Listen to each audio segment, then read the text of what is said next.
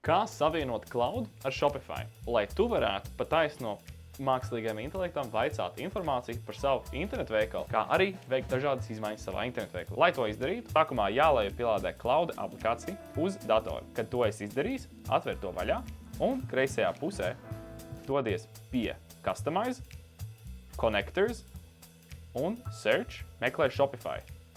Tad izvēlēs Shopify un spied Connect. Tev automātiski atvērsies Shopify lapa, kur tev ir jāizvēlās savs internetu veikals. Pēc tam tas prasīs lejupielādēt un dot piekrišanu cloud aplikācijas instalēšanai. Tu noteikti spied install, un tad tu varēsi to izmantot, lai prasītu informāciju dažādu par tavu internetu veikalu, kā arī izmantot to, lai veiktu dažādas izmaiņas savos produktu aprakstos, nosaukumos, cenās. Iespējams, ja vēlēs veselai kategorijai iedot cenu atlaidi, tad vari to šeit mēģināt izdarīt. Protams, pirms apstiprini kādu izmaiņu, ir tīpaši lielākiem veikaliem, pārliecinies, ka tas ir veicis aprēķins un izvēlējies atbilstošo kategoriju. To tu vari izdarīt, atstājot iestatījumos pie Customize, Connectors, Shopify vienmēr viduspogu Needs Approval.